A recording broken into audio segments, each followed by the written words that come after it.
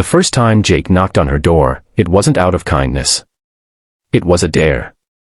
The boys from his street had dared him to knock on witch Hazel's door and ask her for candy, typical middle school mischief fueled by rumors and boredom. Her house, with its peeling green shutters and garden overrun with ivy, stood like a relic from another era. No one really saw her, and no one dared go near. They said she muttered to herself. That her lights flickered at odd hours. That she once scared off a thief with nothing but a stare.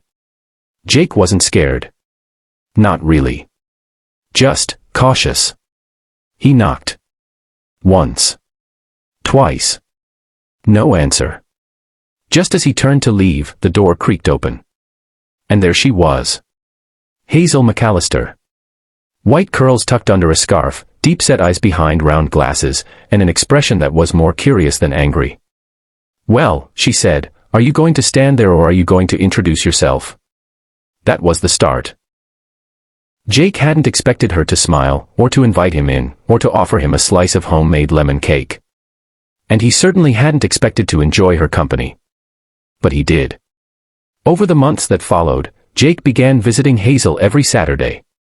What began as a joke turned into something real. They played chess. She told stories from her youth, how she'd once hitchhiked across the country with a typewriter and a dream of writing a novel. He told her about his school struggles, his fears of being overlooked, of feeling invisible even in a crowded classroom. Hazel listened.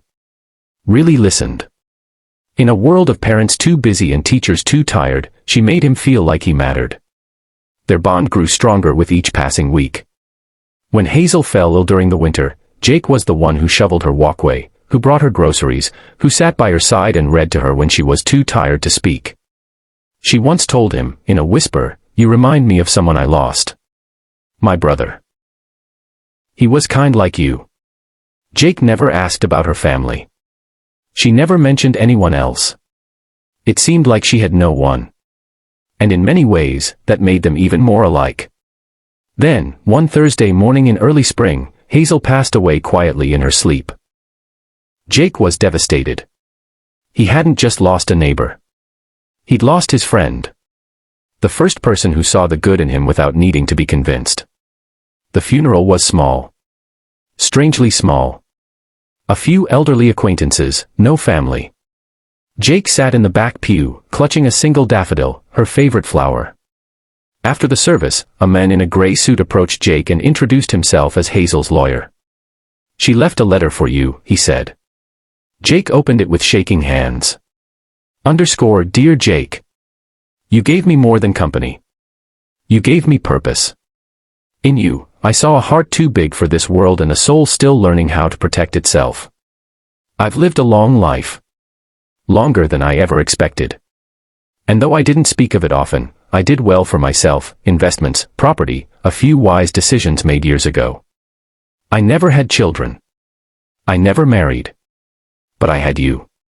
Enclosed, you'll find details. My home, my savings, my possessions, they're yours now.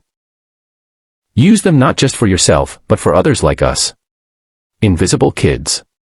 Lonely hearts. Make the world softer. With all my love.